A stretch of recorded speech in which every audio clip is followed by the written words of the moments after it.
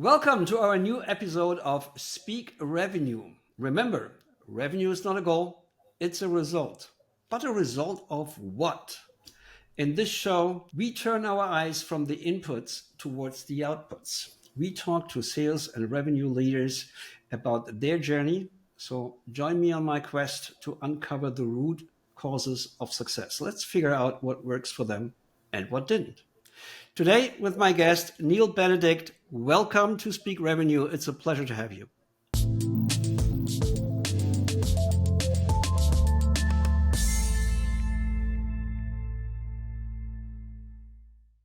Thanks, Steven. Happy to be here.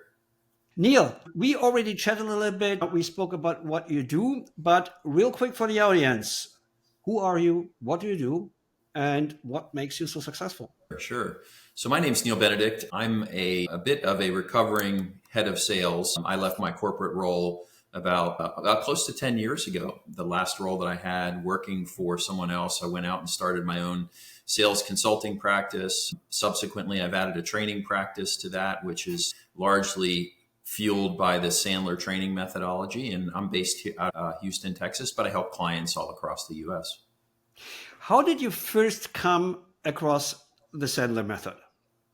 Yeah, that's a great question. I actually, in my last role as a head of sales, I actually was looking for a training methodology I had roughly a team of about 35 account managers and another team of about 15 or so business development managers. So we were looking for some sales training, a methodology where we could start to align ourselves around a common method. And this organization didn't have one. I had been through other sales training methodologies in the past, something such as solution selling and challenger sale. And I wanted something a little less, I think, complex at the time, because we had a brand new team of business development reps, for an example. So we came across Sandler and decided to engage one of the Sandler training partners, and we brought them into the organization. And we just really not only liked the model, but we really liked the accessibility and how quickly we were able to adjust to the new methodology in the business. And we were starting to see results relatively quickly from it. So that's how I got introduced to Sandler. I brought them in as a training partner.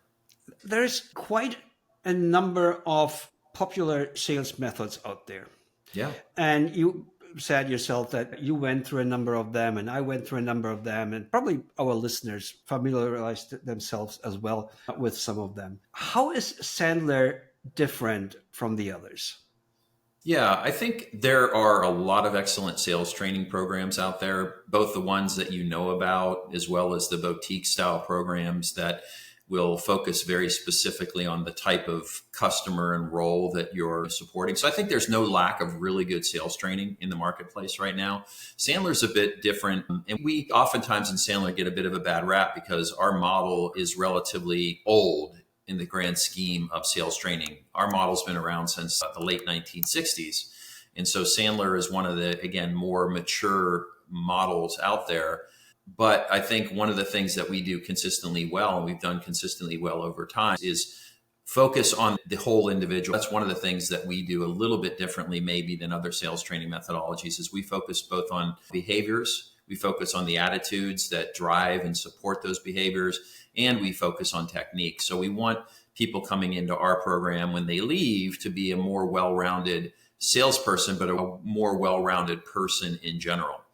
Because there are all sorts of aspects of your life that feed into your selling career that have to be done right in order for you to be successful long-term in a selling career. So it's not only about what you do on Monday morning at 8 a.m., it's what you do on Saturday morning at 8 a.m. and what you do, with your family at 8 p.m. on a Saturday night. So again, we're focused on the entire individual. The second thing is really, I think, the consistency of training that we offer. We are a reinforcement-based training program, which means you're training with Sandler every week of the year, because it's so important when you learn the techniques to be able to go out into the field, test them out, fail at them for a while, come back, debrief, and try to figure out how to do them better. So we need to be engaged in that process on a regular basis, and we do it every week. So it's important. That's a distinction of what Sandler does. One of my guests told me a couple of episodes ago that there is research indicating that 30 days after a sales training, 65% of the knowledge is gone. How is that different for Sandler? You're saying there is a weekly training engagement. How does that practically work?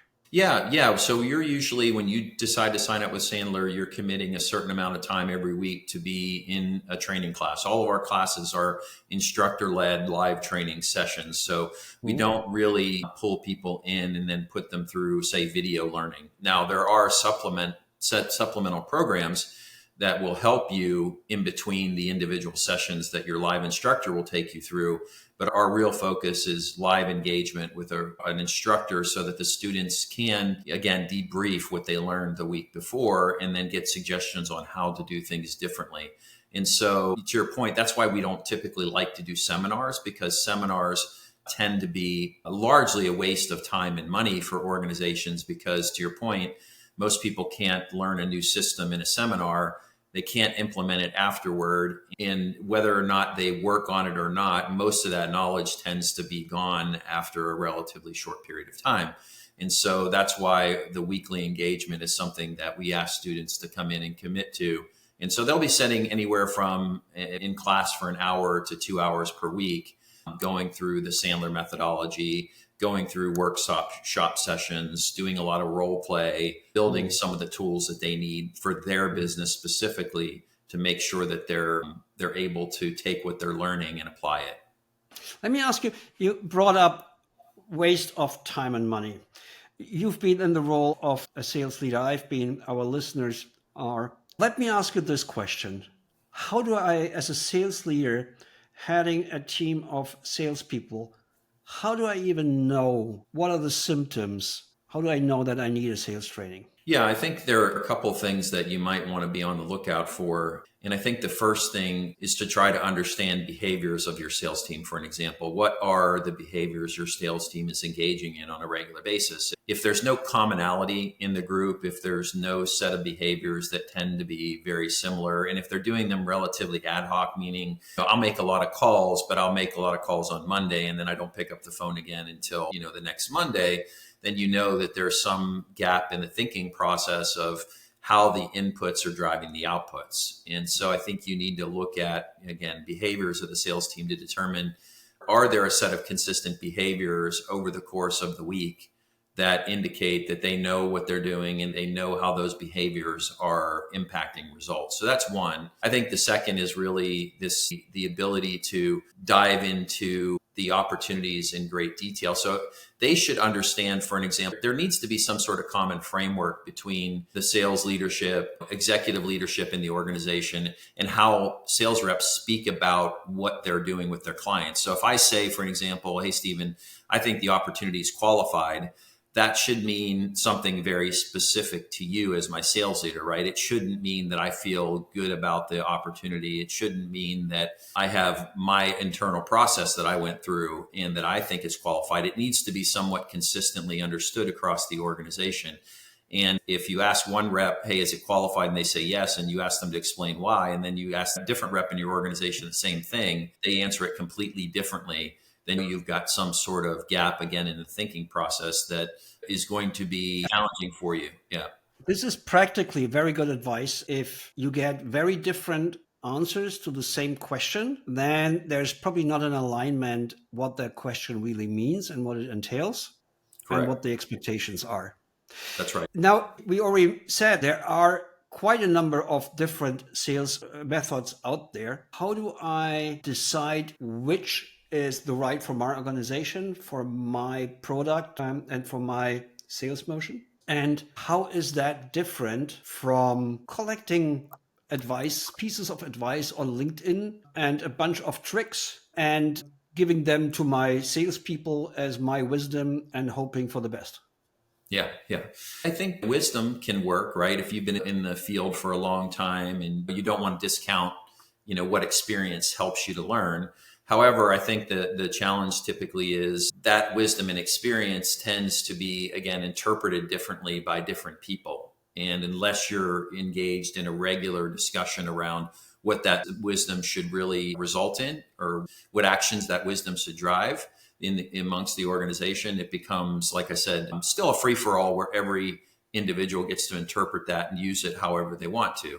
which again isn't necessarily the worst thing in the world, but isn't the best either. And so I think when you're evaluating sales training, if they're not first and foremost, as we talked about before, encouraging you to train regularly. And again, it doesn't have to necessarily be weekly, but it has to be regularly. If that organization or sales methodology doesn't say, hey, you need to train regularly in this method, then I'd question whether or not that's something that you're going to get a lot of value out of it. So the first thing I'd look for is what their philosophical point of view is on training. And I would eliminate anyone who doesn't say, hey, you need to learn this gradually over time. You need to test it out gradually over time. And you need to take the necessary steps to learn it over time. And it's not going to happen overnight. If someone's promising you a bit of a silver bullet, then no, that doesn't exist. Yeah. Speaking of silver bullet, who is Sandler for? And maybe more importantly, who is it not for?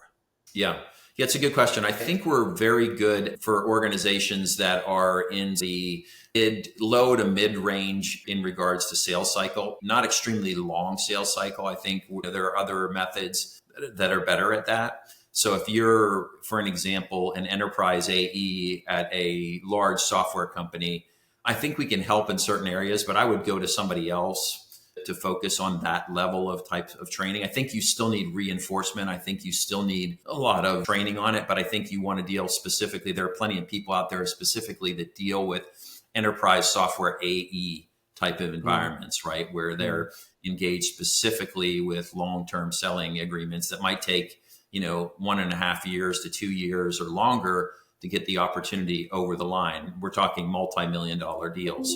I think we can help, but I don't think that's our niche. I don't think that's where we're the best. And so I think we're better at the shorter and midterm transaction level. What a lot of people don't realize when they say we want to move up market, they don't realize that enterprise sales is an entirely different type of set of skills needed and integrated team effort versus transactional sales. But I interrupted you. So we know now who it's not for, but who is it for?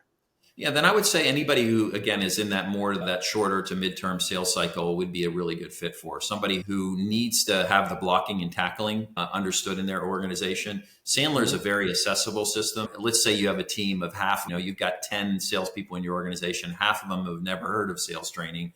And the other half really haven't had any sales training in the last 5 or 6, 7 years. You've got to get them back to the blocking and tackling, because the folks that are in sales for a long time think they already know everything that they ever would need to know. The folks that don't are on that scale and they're newer, they're going to eat up whatever they can. So you need something that, again, can help them with the blocking and tackling. And Sandler starts with a very structured blocking and tackling approach in a class called Foundations. And then we move into a more advanced level of training called Mastery. So we take you through the grammar phase of learning in our methodology, where everybody needs to be when they're learning something new. And then we move into more of the logic, the rhetoric and the logic stage of learning as we get more deep into the program. So everybody starts at the same place, no matter if you're a 30-year experienced salesperson or if you're a recent college graduate going into sales. It resets the overall blocking and tackling that your organization needs to use to be effective. If I have never bought a sales training for my team ever before, how does this go down? I reach out to you. So first I need to decide on the sales method. Mm-hmm. What's your advice on picking a sales trainer? We have listeners from all over the world. You're based in Texas. We have listeners from Europe. I assume you don't have customers over in Europe, right? I personally do not, no. But how do I start what is my checklist to decide which is the right sales method for me and my organization?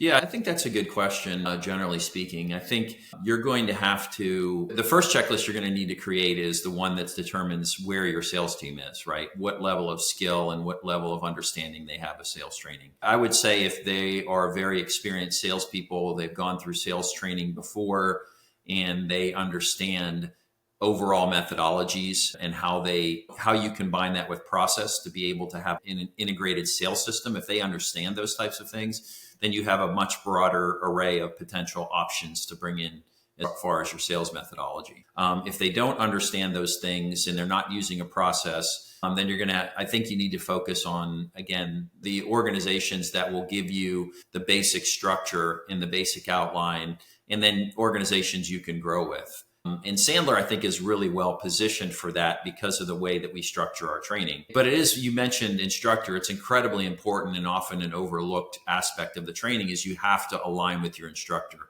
You have to believe that the instructor can work with your students. You have to have enough interaction with that instructor to know a little bit about their personality and make sure it resonates with the students, because a lot of times it's less about the content. It's more about the way the instructor engages and getting those sales reps bought into the program, because that's not necessarily always easy either. And so you do have to spend a little bit of time evaluating and engaging the individual instructor in addition to the methodology that you're looking at, so that you make a good choice, because the instructor is every bit as important as the methodology, I think. Step me through the process. So say I decide to hire you to help my sales team. You already mentioned an audit where they are. Step me through the whole process. What happens next? Yep, you'll sign a contract and we will clearly get you into the onboarding process. So there's a number of things involved with that. One of them is to get you access to Sandler Online, which would give them access to both written, audio, and visual materials that they'll need throughout the course. We will actually set up an assessment for them. We use a couple different assessments in the organization, and those assessments are simply designed. One of them is designed to give us an idea of your overall perspective towards selling, some of the areas there you're struggling with a little bit and where those individuals may need some coaching. And then we do an assessment that is designed to help us understand how you communicate, which is an assessment a lot of people are familiar with. It's called DISC. And DISC really helps us understand your communication style, helps you understand your communication style, because we'll talk a lot about that later on in the course to help you understand how you're being perceived as a communicator and what that might be causing you as far as maybe not resonating as well with the clients that you're engaged with. So we'll give you those assessments up front, and then we'll have you on the schedule, walk you through what the schedule is going to look like, the first 10 classes at least, and then assign you a set of homework that would be due every week, or at least pre-work that needs to get done before each of the classes each week. As a sales leader, what am I looking at in terms of how many months, weeks, days does it take till I see an effect? Yeah. And how big is the investment, ballpark? Yeah. So the minimum duration that we would want you to train is we'd want you at least to go through the Foundations program. And Foundations is a series of 10 lessons in general. And those 10 lessons tend to happen in a variety of different methods. We're flexible with them. A lot of people decide to take them one per week, which gives you a roughly 10 weeks. And so as far as how quickly that transformation happens, I think nothing happens quickly. And so we gradually start to see people open up to the idea that, I need certain tools in my arsenal, and I need a certain approach to being able to, for an example, control the sale. Most of the time, salespeople early on in our training realize they're not effectively controlling the sale. That sale sometimes gets controlled by them. Other times gets controlled by the buyer, and sometimes even gets controlled by somebody who's not immediately in the selling, right? Some far off person somewhere. And so they learn that pretty quickly. So we start to see behavioral changes really quickly, where they start to say, okay, I'm going to take more control over the interactions that I have. We start to see a real impact to that early on. As far as numbers and revenue, we oftentimes see the leading indicators first changing, meaning more opportunities in the pipeline, more first-time meetings, more meetings that turn into next steps, those types of things, long before we start to see the real impact to revenue. It's a gradual process, though. It does take some time. It's not an overnight fix. Let me ask you this.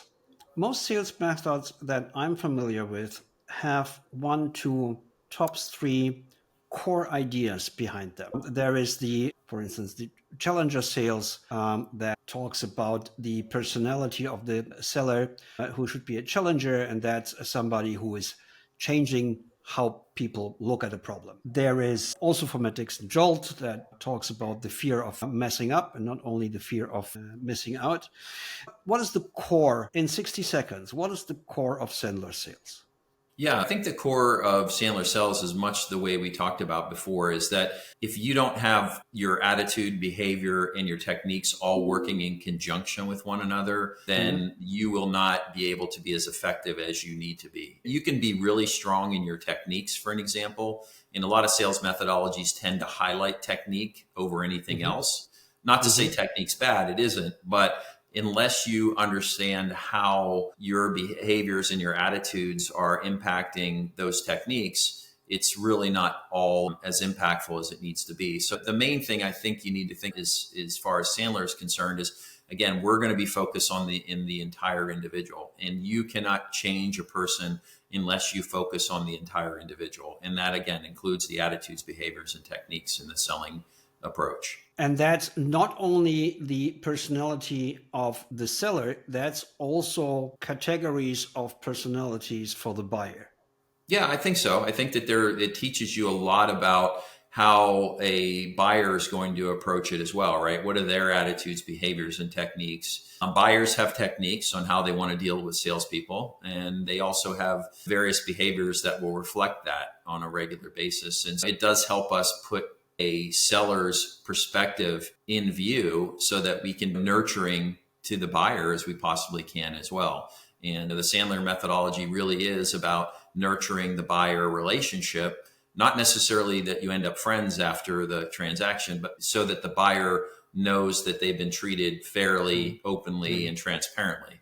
So yes, absolutely. Has technology changed how Sandler is being implemented? You mentioned DISC before. I think a lot of our listeners know DISC from a little tool called Lavender. Lavender is, for those who don't know, is a plug-in into your Gmail, and it helps you write better emails.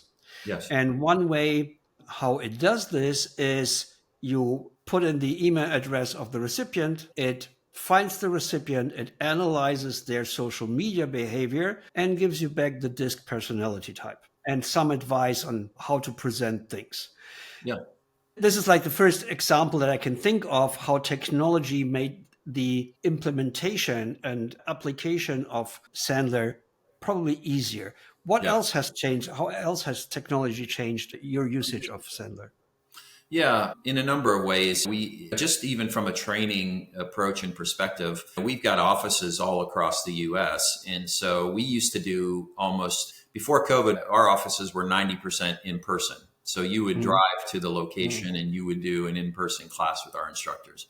That's shifted quite a bit, where we still do a lot of in-person training. However, every single one of the in-person training classes also has a simultaneous video cast going on as well. And so you're getting live training, but you're getting it in conjunction with someone sitting in a classroom somewhere, for an example. Nothing revolutionary, but that's changed for us in our model quite a bit as well. So we've had to incorporate new tools and technology where we've had to run in the background so that we don't have interruptions in service, for an example. In locations, we've had to figure out how to bolster our overall communication technology, for an example. How do we make sure that we're doing the right things and engaging audiences as well? We've used technology a lot to engage audiences on an online platform, because online platforms can be very difficult. 1 hour on Zoom is like 2.5 hours in person, for an example. Oh, yes. And so yes. being able to keep people engaged becomes increasingly difficult, particularly when you're the third or fourth Zoom call per day that they already are on per day. And so we've used things like Kahoot and other types of tools to integrate with our platform. And we're still looking for techniques and tools to be better presenters and be more engaged with our clients.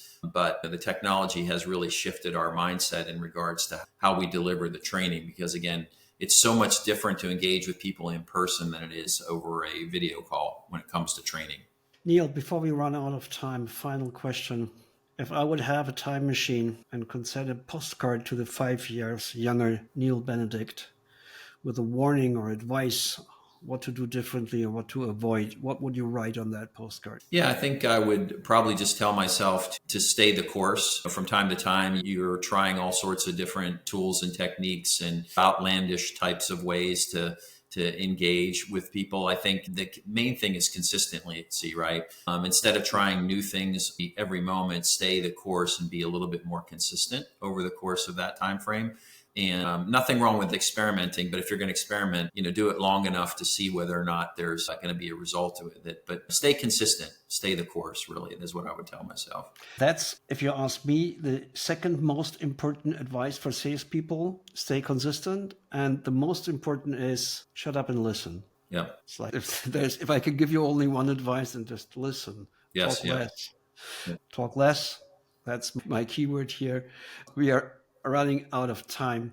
All right, everyone, that brings us to the end of this episode of Speak Revenue. I want to thank our guest, Neal Benedict, for joining us today. It was great having you here, Neal. Please, huge shout out to our listeners. Your support means the world to us. Please visit us at www.speakrevenue.com for full transcript and the episodes and additional resources.